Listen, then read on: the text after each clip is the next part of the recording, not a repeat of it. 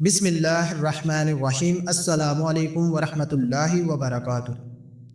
نبی کریم صلی اللہ علیہ وسلم نے ایک مرتبہ ایک امیر مقرر کیا، تو وہ امیر جب قافلہ لے کر نکلا تو ایک جنگل میں جا کر اس نے صحابہ سے کہا کہ دیکھو میں تمہارا امیر ہوں، اور حضور صلی اللہ علیہ وسلم نے کہا ہے کہ جس نے میرے مقرر کردہ امیر کی اطاعت کی اس نے اللہ کی اطاعت کی۔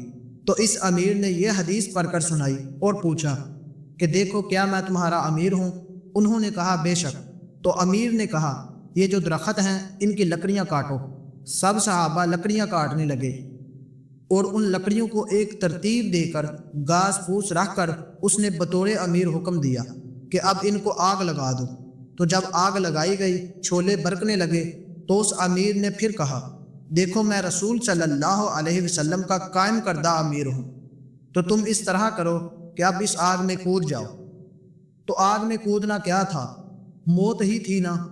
تو بعض صحابہ کے ذہن میں بات آئی کہ ہم نے تو اس پیغمبر صلی اللہ علیہ وسلم کو مانا تھا آگ سے بچنے کے لیے، تو اس کو مان کر بھی آگ ہی ہے، تو چلو ہم حضور صلی اللہ علیہ وسلم سے پوچھ ہی کیوں نہ لیں۔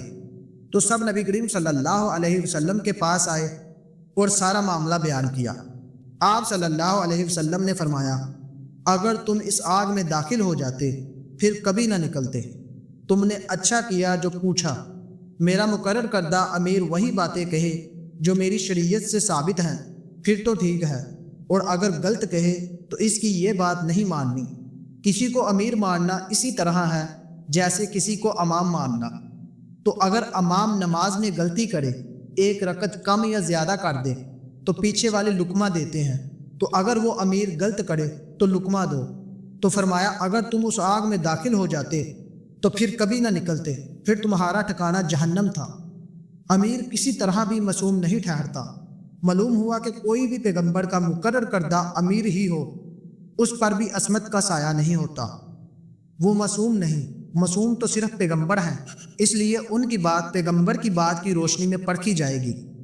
حضور صلی اللہ علیہ وسلم سے جب پوچھا گیا تو آپ صلی اللہ علیہ وسلم نے فرمایا کہ تمہارا آگ میں چھلانگ لگانا غلط تھا۔ تو نبی پاک صلی اللہ علیہ وسلم اگر کسی کو خلیفہ مقرر کر جائیں اور آپ صلی اللہ علیہ وسلم کی وفات کے بعد وہ کوئی ایسی بات کہے اور پوچھا جائے اس سے تو وہ کہے کہ میں تو نبی کریم صلی اللہ علیہ وسلم کا مقرر کردہ امیر ہوں، تم کون ہو سوال کرنے والے؟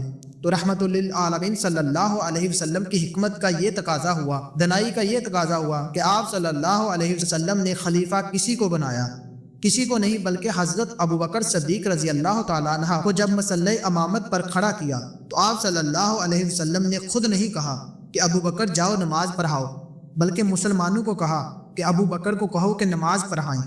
تو دوستو اس سے ثابت ہوا کہ اگر کوئی نبی کریم صلی اللہ علیہ وسلم کا مقرر کردہ امیر ہی کیوں نہ ہو، پھر بھی ہم پر فرض نہیں کہ اس کی ہر بات مانی جب تک اس کی بات شریعت کے مطابق نہ ہو۔ تو اگر بات کریں آج کے امیروں کی تو ہمیں ان کی بات تب ماننی چاہیے اگر ان کی بات قرآن و حدیث کی روشنی میں اور شریعت کے مطابق ہو۔